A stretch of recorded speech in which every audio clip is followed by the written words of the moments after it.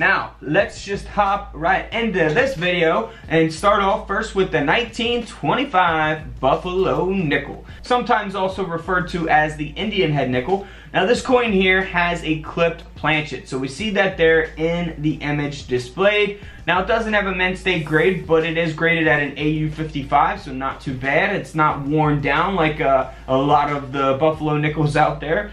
But this nickel did sell for around $195. By the way, this is the S mint mark. So if you're not familiar with where the mint mark is on these coins, you can either look for a D mint mark or an S mint mark, or they will have no mint mark at all. Now here is a 1925 D mint mark, and this coin sold for over $27,000. Alright, so all of the value in this coin is from the mint state 66 grade. So keep that in mind. This coin has a very, very high grade. The coin grading scale goes up to 70, 70 being the best condition that you can possibly have. This is at a 66. So there's not going to be many of them out there that exist. Who knows, this might be the only one. I would have to look up the grade population of it. But this is a $27,000 coin. Now, if you compare that to another 1925D mint mark, this coin is graded at an extra fine 45. Probably what most of our Buffalo nickels look like, or even better than what our Buffalo nickels look like. But this coin did sell for over $250 with that grade. So keep that in mind. The condition will have a huge effect on its value. If it's all worn down, 1925D, it's not going to be worth much at all. Now here is a 1925, again, D mint mark that was struck 25% off center, and this coin sold for over $900. Of course, you can look for off centers on all kinds of different coins, even modern coins, not just Buffalo nickels if you guys are new to coin collecting. Now here is a 1925 D mint mark. Actually, I wanted to have my rotated reverse coin in this video, but it's in my safe. I don't feel like going to get it right now. But this has a rotated reverse. So usually when you flip over a coin, it should be upright just like this front design. However, it's slanted, it's rotated. So this coin here sold for over $800 as a result of that rotated reverse.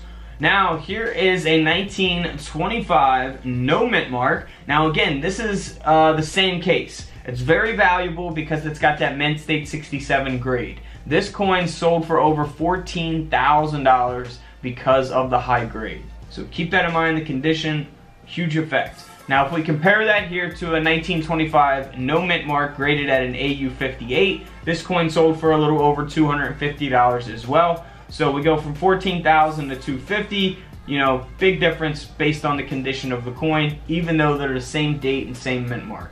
Now here is a 1925 that was struck 5% off center. It is the no mint mark. This coin sold for over $575, so not too bad. Graded at a mint state 64. Of course, that will help out the value tremendously as well. Now here is a 1925 Buffalo nickel, or maybe error coin, I guess I should say, that sold for over $4,800, nearly a $5,000 coin, and that's because it was struck on a 10-cent silver planchet. So a 10-cent silver dime planchet, absolutely amazing. That's why the design's being cut off here, because it's on that dime planchet.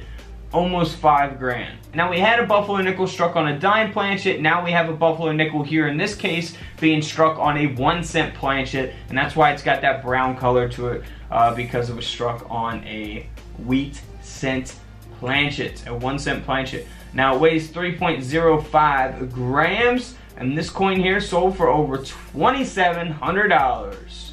Almost a $3,000 coin. Now on the S mint mark, you can also look for a repunched mint mark. You're going to have to do that with your USB coin microscopes, which I have available on couchcollectibles.com. This coin is graded by PCGS at an AU55. It's got that S repunched mint mark, and this coin sold for over $2,000. $2,000. Let me know what you guys would buy with $2,000. Now here is a 1925 S mint mark. So we have the S on the reverse of the coin, of course, below the words 5 cents. This coin here, again, is solely valuable because of that high grade of a mint state 66. And this coin sold for over $40,000.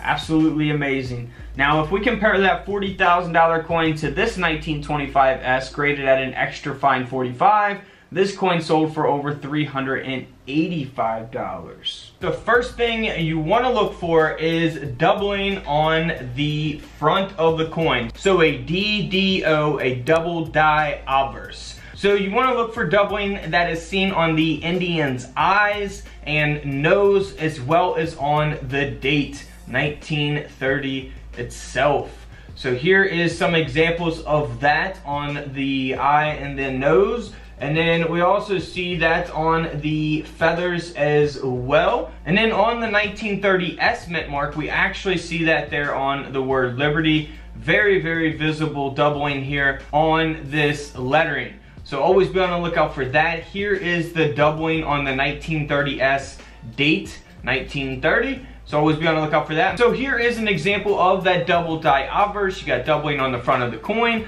This coin's only graded at an extra fine 45, so it's not a mint state grade, but it's not too bad. The coin sold for around $95. So not too bad for that coin. Had it been in much better condition, it would have sold for a lot more money. Now you also want to look for doubling on the back of the coin, the reverse of the coin. So look for that on the bison's left foreleg. That is doubled there. So there is some examples of that doubling taking place there. Now if we look at this coin here, this first coin only sold for around $235. Now you see the condition of it. The coin's graded at a very fine 30. Probably looks similar to maybe some of the Buffalo nickels you have in your coin collection, condition wise. So like I said, a $235 coin. But if we look at the same exact coin, 1930 with the double die reverse, however, this is graded at a mint state 66. This is a very, very high grade. This coin sold for over $6,000. So we go from a $200 coin to a $6,000 coin because of the grade of the coin. They both have that doubling, so always be on the lookout for that, because even in, you see here, this coin not being in the best condition, still sold for over 200 bucks. So definitely worth looking for on your Buffalo nickels. Alright guys, don't forget to subscribe in the middle, check out the videos to the left of me, and until tomorrow, I'll see you all in the comment section below. This is Couch Collectibles, and this is where I disappear.